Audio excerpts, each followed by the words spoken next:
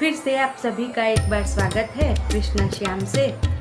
चलिए दोस्तों, आज हम नई कहानी लेकर आए हैं जो है गणेश जी और कुबेर जी के बारे में। चलिए दोस्तों, तो कहानी की शुरुआत करते हैं। धन का देवता और लंका का राजा बनने के बाद कुबेर का वर्चस्व बहुत बढ़ गया था। ऐश्वर्य घमंड का जनक है। कुबेर को अहंकार हो गया कि वह अपार धन संपदा से किसी को भी संतुष्ट कर सकता है। एक बार वह कैलाश पहुंचा और शिव पार्वती को आतिथ्य स्वीकार करने का निमंत्रण दे डाला।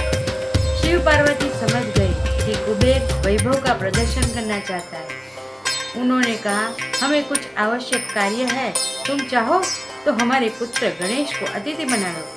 कुबेर सहमत हो गया। वह गणेश को साथ लेकर अपनी स्वर्ण नगरी लंका पहुंचा। उसने गणेश को अनेक तरह की स्वर्ण निर्मित अद्भुत वस्तुएं दिखाई। स्वर्ण देखकर गणेश जी ऊब गए। उन्हें भूख लगी थी। भूख लगने पर व्यक्ति को स्वर्ण नहीं, भोजन चाहिए। कुबेर ने गणेश के लिए आसन लगवा दिया। सेवक गणेश के लिए थाल में भोजन ले आए। इधर सेवक ने गणेश के सामने भोजन से भरा थाल रखा। उधर गणपति ने थाल खाली कर दिया और कहा, इतने से भोजन से क्या होगा, मुझे भूख लगी है और भोजन लाओ।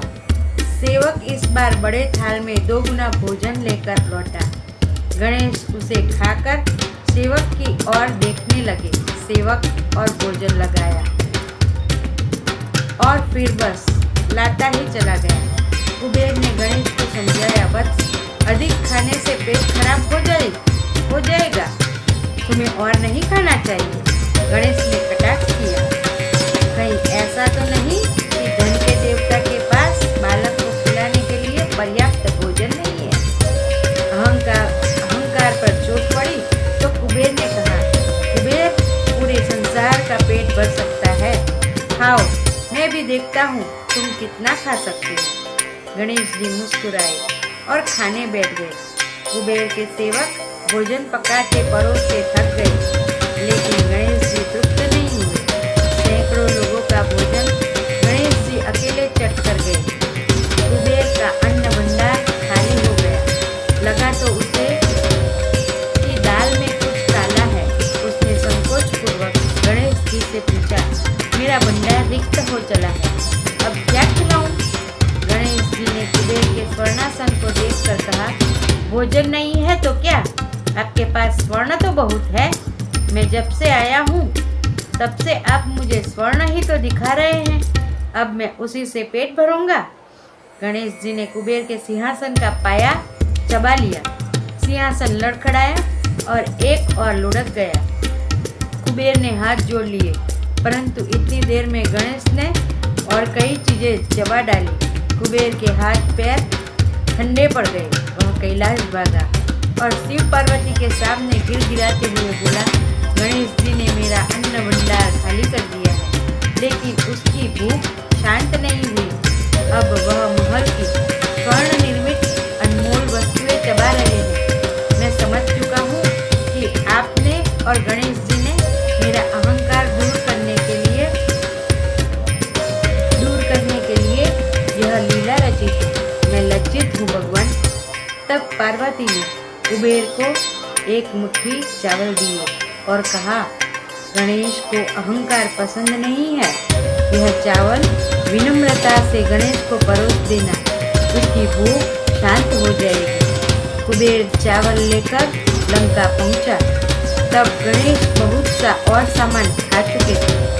उसने तुरंत चावल पकाए और आदर सहित गणेश को अर्पित कर दिए।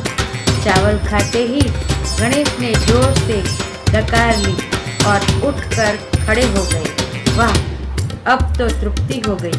गणेश ने कहा, मेरा पेट भर गया। धनराज कुबेर, अब आप मुझे वापस मेरे माता पिता के पास ले चलिए, किंतु मेरा सिंहासन और अनमोल वस्तुएं? कुबेर ने संकोच करते हुए कहा, हा।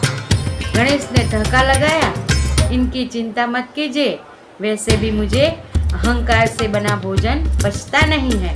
यह सुनकर कुबेर पानी पानी हो गया। कुबेर बालक गणेश को कैलाश छोड़कर लौटा तो उसे सब सामान एवं अपना सिंहासन सही सलामत मिल गया और साथ ही साथ एक सबक भी मिला। तो दोस्तों, कैसी लगी यह कहानी? अगर आपको कहानी पसंद आई हो तो लाइक करें, शेयर करें और सब्सक्राइब करें। थैंक यू दोस्तों। मिलते हैं फिर ऐसी रोचक कहानी के साथ। मैं हूँ आपकी दोस्त श्री कृष्णा श्याम से। देखते रहिए हमारी चैनल। Thank you.